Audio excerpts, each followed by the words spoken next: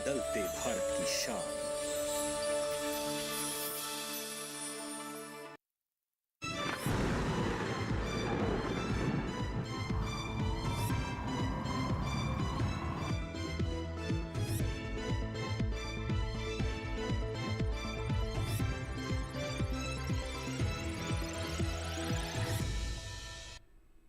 नमस्कार, स्वागत है आपका मौसम खबर में। मैं हूं अंजू सिंह। मौसम खबर में जानेंगे अगले 24 से 48 घंटों में कैसा रहेगा मौसम का मिजाज, कहाँ होगी बारिश, कहाँ चलेंगी तेज हवाएं, तापमान की स्थिति क्या रहेगी, ठंड कहाँ बढ़ेगी, कहाँ घटेगी, कोहरा कहाँ छाएगा, पाले जैसी स्थिति कहाँ रहेगी, इसके बारे में देंगे विस्तृत जानकारी। शुरुआत करते हैं मौसम से जुड़ी 5 बड़ी खबरों के साथ। तो सबसे पहले आपको हम जानकारी दे दें हिमाचल प्रदेश के बारे में, जहां पर 25 जनवरी को कहीं कहीं बरसात हो सकती है। पहाड़ी इलाकों में कुछ क्षेत्र, जिसमें हिमाचल प्रदेश में भी 25 जनवरी को बारिश की संभावना है।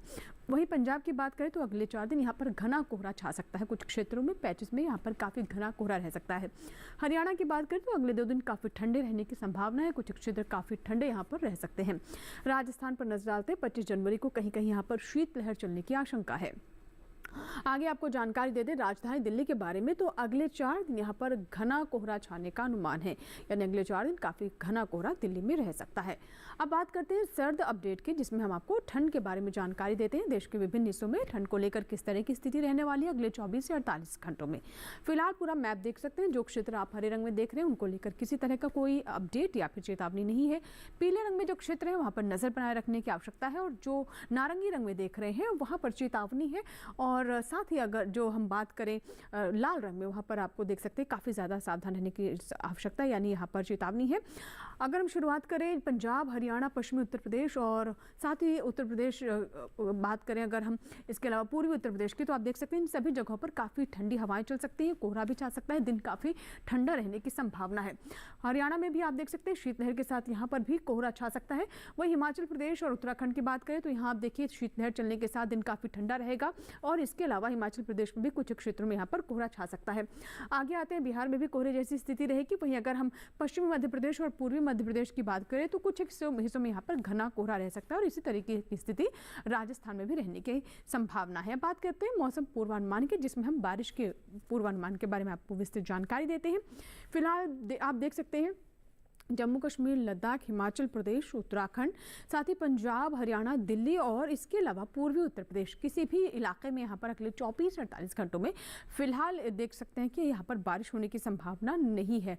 अभी फिलहाल यहाँ पर कहीं पे भी बारिश होने की स्थिति नज़र नहीं आ रही है अगले 24 से 48 घंटों में। और वहीं अगर हम आगे बढ़े और इसमें हम पूर्वोत्तर के राज्यों पर नजर डालें, जिसमें आप देख सकते हैं अरुणाचल प्रदेश, असम, मेघालय, नागालैंड, मणिपुर, मिजोरम, त्रिपुरा, उप हिमालय, पश्चिम बंगाल, ये पूरा जो क्षेत्र है, जो राज्य है, सभी जगहों पर कहीं कहीं बारिश होने की संभावना है। बिहार में बारिश कहीं नहीं हो सकती है। झारखंड की बात करें तो यहाँ भी कहीं कहीं बारिश होने की संभावना है।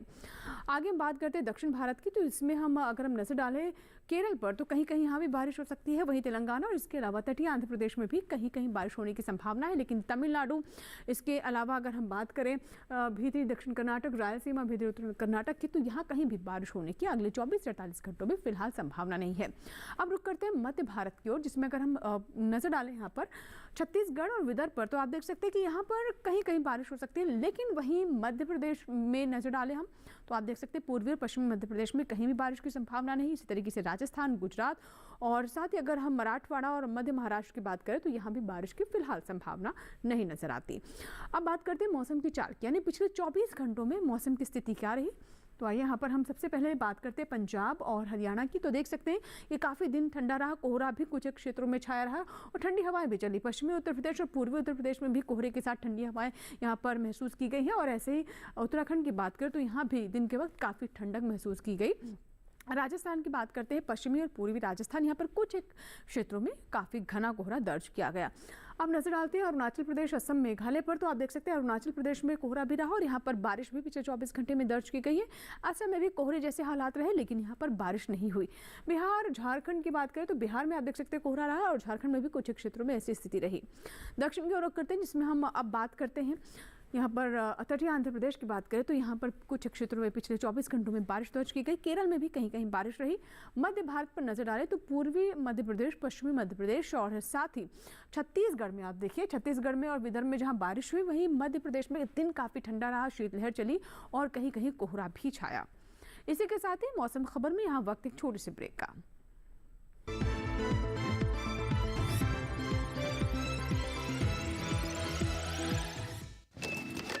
कब तक लंबी लाइनों में उम्र बिताइएगा? डिजिटल पेमेंट अपनाइए, चुटकी में हल पाइए। पुराने तरीके कब तक अपनाइएगा? डिजिटल पेमेंट बहुत आसान है। देखिए, चुटकी में पेमेंट चुकाइए। बटुआ ढूंढ रहे हैं? डिजिटल पेमेंट अपनाइए, कभी भी कहीं भी और सुरक्षित। हमने तो इन्हें डिजिटल पेमेंट करना सिखा दिया। आपने? आरबीआई कहता है कि डिजिटल पेमेंट अपनाओ, औरों को भी सिखाओ।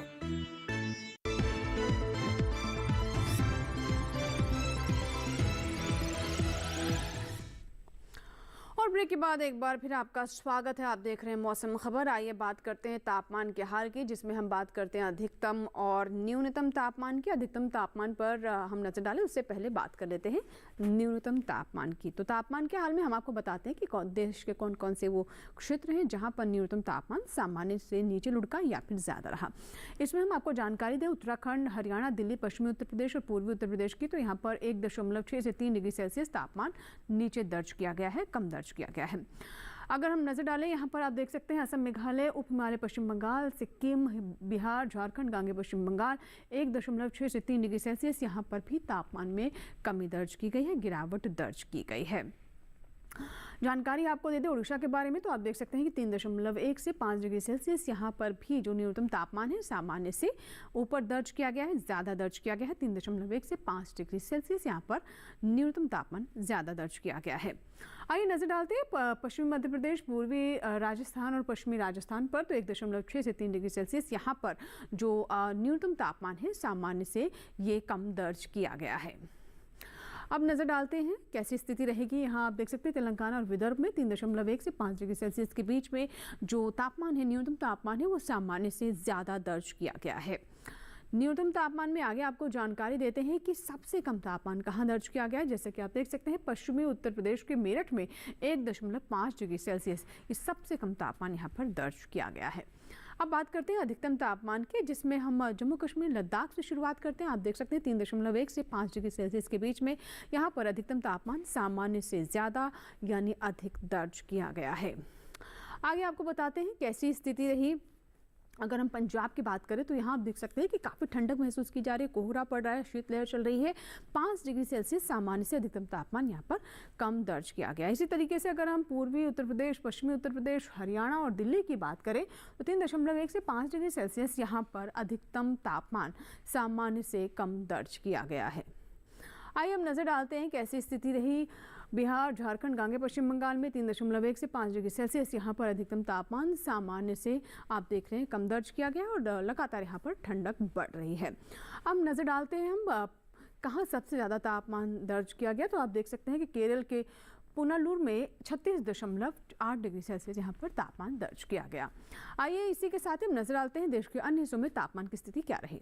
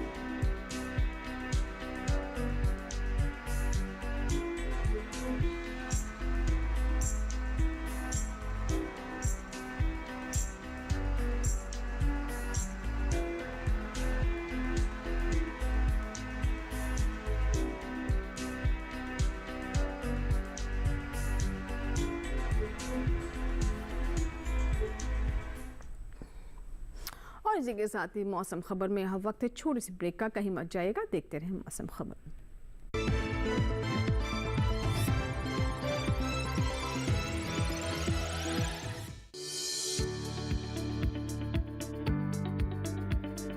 कृषि और पशुपालन है एक दूसरे के पूरक। घर आंगन से लेकर व्यावसायिक फार्म तक, मुर्गी पालन से लेकर रेगिस्तान के जहाज तक, बीमारियों से अब पशुपालक ना हो परेशान। विशेषज्ञ करेंगे आपकी समस्या का समाधान। जुड़िए हमसे, पूछिए अपने सवाल। ईमेल के जरिए भी आप हमारे साथ जुड़ सकते हैं। हमारी ईमेल आईडी है ddkisanapc@gmail.com। हमारे टोल फ्री नंबर हैं 1800-113060 और 1800-113061। देखिए अपना पशु चिकित्सक हर रविवार शाम 6:30 बजे दूरदर्शन किसान चैनल पर।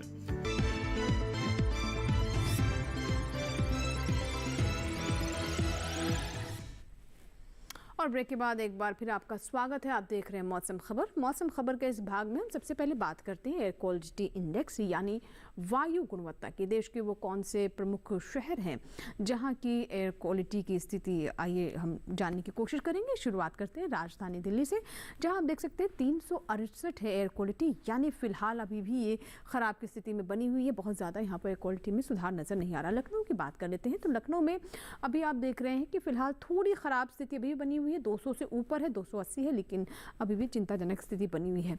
आगे नजर डालते हैं पटना पर, तो पटना में भी हालात काफ़ी समय से ऐसे ही बने। एयर क्वालिटी इंडेक्स के 301 है, आप देख रहे हैं ये भी खराब की स्थिति में है। बेंगलुरु में हालांकि संतोषजनक स्थिति बनी हुई है, 104 है, जैसा कि आप देख पा रहे हैं। फिलहाल यहाँ पर जो एयर क्वालिटी इंडेक्स एक संतोषजनक श्रेणी में है। पुणे की बात करते हैं। पुणे में आप देख रहे हैं कि एयर क्वालिटी इंडेक्स जो है वो 47 है, जो कि काफ़ी अच्छी स्थिति है, 50 से कम है और फिलहाल ये बहुत अच्छी स्थिति मानी जाएगी। हैदराबाद की बात करें तो यहाँ पर देख रहे हैं आप 56 है एयर क्वालिटी इंडेक्स और ये फिलहाल अच्छी की श्रेणी में है। कोलकाता की बात कर लेते हैं, 161 है यहाँ की एयर क्वालिटी इंडेक्स, जो कि संतोषजनक कैटेगरी में आती है। और कोलकाता के बाद आइए हम नजर डालते हैं मुंबई पर। मुंबई में भी पहले से काफ़ी स्थिति बेहतर हुई है, 108 है, ये भी संतोषजनक श्रेणी में है। तो देश के जो प्रमुख शहर है उसमें अब हम बात करते हैं अहमदाबाद की, 153 है यहाँ पर एयर क्वालिटी इंडेक्स। तो हम बात करें एयर क्वालिटी इंडेक्स की, जिसमें हमने बात की देश के जो मुख्य शहर है वहाँ की हवा की स्थिति फिलहाल कैसी बनी हुई है। अब बात करते हैं पर्यटन स्थलों के मौसम पूर्वानुमान की। शुरुआत करते हैं जम्मू कश्मीर के श्रीनगर से। तो आप देख सकते हैं बुधवार, गुरुवार, शुक्रवार पहले 3 दिन यहाँ पर अधिकतम तापमान 8 डिग्री सेल्सियस रहेगा, न्यूनतम -1 डिग्री तक जा सकता है। और तीनों ही दिन यहाँ पर बादल छाए रहेंगे, धूप भी खिलेगी, यानी बारिश के हालात बन सकते हैं, लेकिन फिलहाल बारिश होने की संभावना कमी नजर आती है, लेकिन बादल जरूर छाए रहेंगे। शनिवार आते मौसम में काफ़ी सुधार है और काफ़ी चटक धूप यहाँ पर खिली रहेगी। अब बात करते हैं राजधानी दिल्ली की। तो चारों ही दिन, जैसा कि हमने आपको बड़ी खबर में भी बताया था कि यहाँ पर चारों ही दिन काफ़ी घना कोहरा रह सकता है।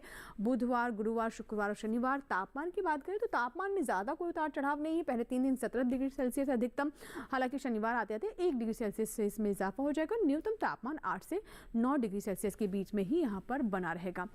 आइए हम नजर डालते हैं उत्तर प्रदेश के प्रयागराज पर। तो यहाँ आप देख सकते हैं कि अगले 3 दिन यहाँ पर बारिश होने की कुछ क्षेत्रों में संभावना है। शनिवार को यहाँ पर आप देख सकते हैं कि धूप खिल सकती है, लेकिन पहले 3 दिन यहाँ पर कहीं कहीं बारिश होने की संभावना बनती नजर आ रही है। उत्तर प्रदेश के प्रयागराज में अधिकतम तापमान आप देख रहे हैं कि 24 डिग्री सेल्सियस तक यहाँ पर अगले 4 दिनों में जा सकता है। न्यूनतम तापमान 12 से 13 डिग्री सेल्सियस।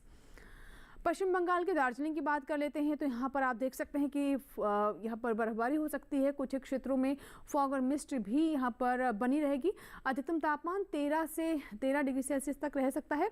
जहाँ आप देख रहे हैं पहले 2 दिन बुधवार और गुरुवार को 13 डिग्री सेल्सियस है, लेकिन उसके बाद 12 डिग्री सेल्सियस यानी 1 डिग्री सेल्सियस तापमान यहाँ पर लुढ़क सकता है। न्यूनतम तापमान 5 डिग्री सेल्सियस दार्जिलिंग की ये स्थिति है। हम बात करते हैं नागालैंड के कोहिमा की। तो 4 दिन यहाँ पर फॉग और मिस्ट रह सकती है। अधिकतम तापमान यहाँ आप देख रहे हैं 16 से 18 डिग्री सेल्सियस, न्यूनतम तापमान 6 से 7 डिग्री सेल्सियस के बीच में यहाँ पर रहने की संभावना है। नागालैंड के कोहिमा की हम ये बात कर रहे हैं। फॉग और मिस्ट चारों ही दिन यहाँ पर भी रहने की स्थिति फिलहाल बनती नजर आ रही है। अधिकतम तापमान 16 से 18 डिग्री सेल्सियस और न्यूनतम तापमान 6 से 7 डिग्री सेल्सियस। अब बात करते हैं आंध्र प्रदेश की विजयवाड़ा की। तो यहाँ भी आप देख रहे हैं फॉग और मिस्ट की स्थिति रहेगी अगले 4 दिनों में। अधिकतम तापमान 29 डिग्री सेल्सियस, न्यूनतम तापमान 20 डिग्री सेल्सियस पर यहाँ पर अगले 4 दिनों में दर्ज किया जा सकता है। तो चारों ही दिन मौसम साफ नहीं है, फॉग और मिस्ट की यहाँ पर स्थिति अगले 4 दिन में बनी रहेगी। न्यूनतम तापमान 20 डिग्री सेल्सियस यहाँ पर रह सकता है। तो ये आप देख रहे हैं कि अगले 4 दिनों की स्थिति विजयवाड़ा में कैसी रहने की संभावना है। दक्षिण की ओर हम रुख करते हैं, केरल की बात करें तो अगले यहाँ पर 4 दिनों में आप देख रहे हैं कि बादल छाए रहेंगे, कहीं कहीं बारिश होने की भी संभावना, जैसे कि हमने बताया था, बादल छाए रहेंगे और धूप भी खिलती रहेगी। अधिकतम तापमान यहाँ आप देख रहे हैं कि 34 से 35 डिग्री सेल्सियस के बीच में 4 दिनों में दर्ज किया जाएगा। न्यूनतम तापमान यहाँ पर 24 डिग्री सेल्सियस पर फिक्स रहेगा। अगर हम केरल के कोट्टयम की बात करें तो यहाँ भी आप देख रहे हैं कि यहाँ चारों ही दिन आप देख रहे हैं कि बादल भी हो सकते हैं और साथ ही धूप भी खिली हो सकती है। महाराष्ट्र के महाबलेश्वर की बात करें, काफ़ी लोकप्रिय टूरिस्ट स्पेस है ये भी।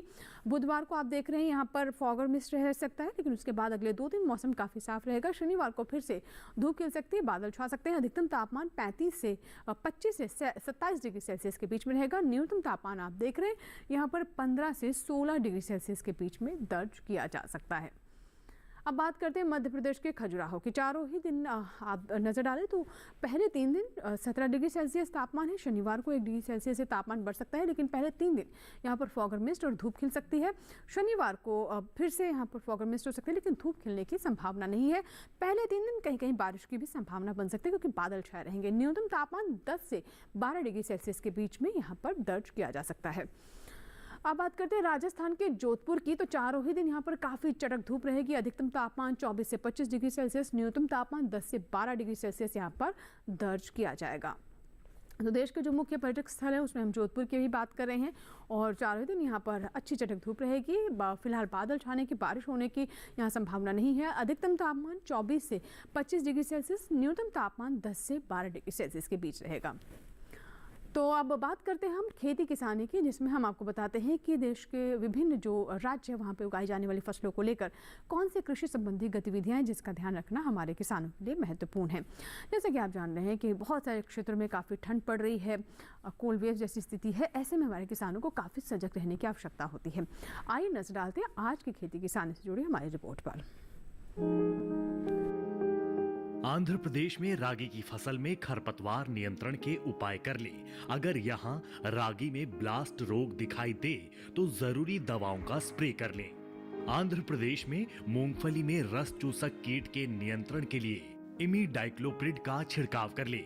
यहाँ मक्के की फसल में इल्ली का प्रकोप दिखने पर नीम के तेल का स्प्रे कर लें। आंध्र प्रदेश में उड़द और मूंग को सफेद मक्खी से बचाने के लिए जरूरी दवाओं का छिड़काव करें। यहाँ बैंगन में फल छेदक कीट को नियंत्रित करने के लिए दवाओं का इस्तेमाल कर लें। आंध्र प्रदेश में नारियल को सफेद मक्खी से बचाने के लिए नीम के तेल का छिड़काव करें। साथ ही चिपचिपे जाल भी लगा लें।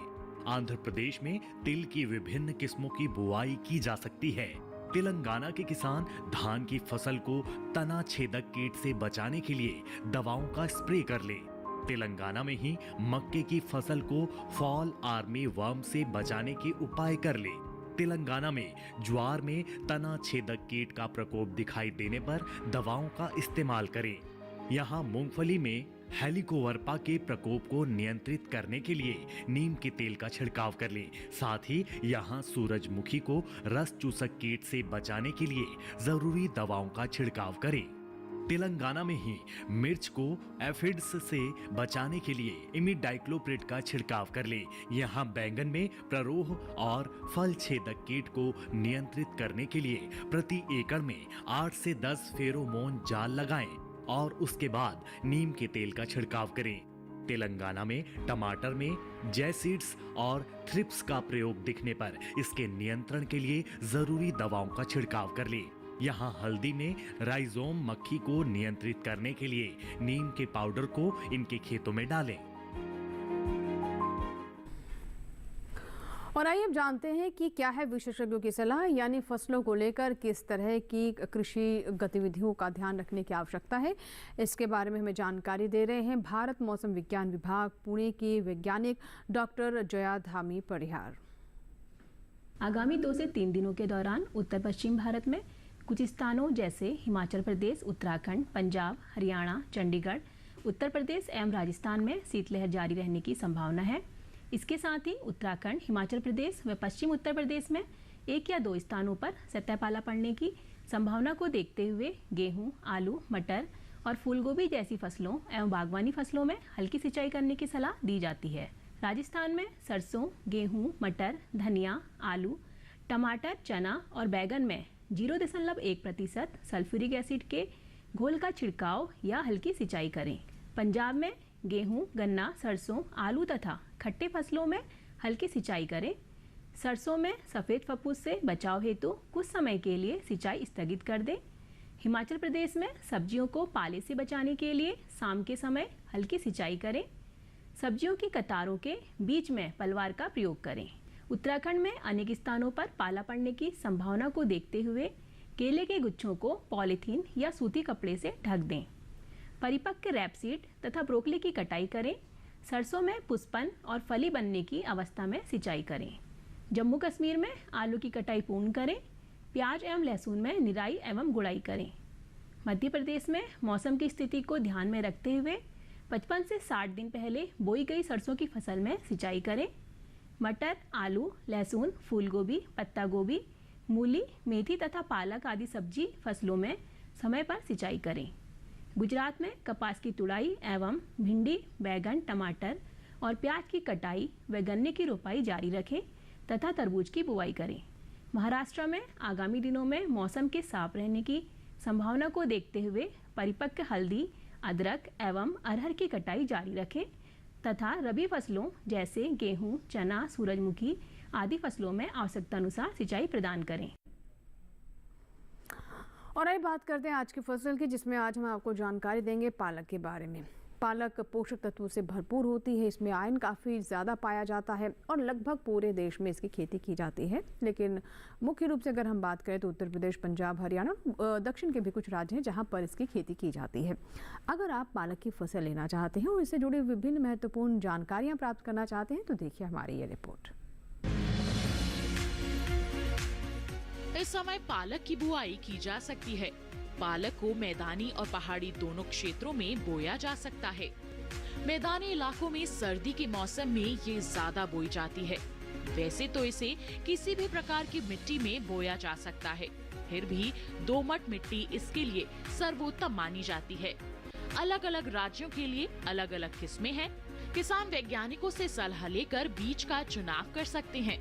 अच्छी नमी से बुआई करने पर तुरंत सिंचाई की जरूरत नहीं पड़ती।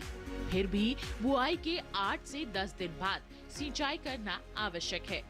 इसके बाद 10 से 15 दिन के अंतराल पर सिंचाई करते रहें। पत्तियों की हर कटाई के बाद सिंचाई करना ना भूलें। खरपतवार नियंत्रण के लिए बोने के 15 से 20 दिन बाद पहली निराई गुड़ाई कर दें। पालक के लिए 2 से 3 बार निराई गुड़ाई करनी चाहिए। पत्तेदार सब्जियों में आमतौर पर बीमारी नहीं लगती, फिर भी अगर बीमारी लग जाए तो कटाई के बाद दवा छिड़कें ताकि पत्तियों पर दवाई का असर ना हो।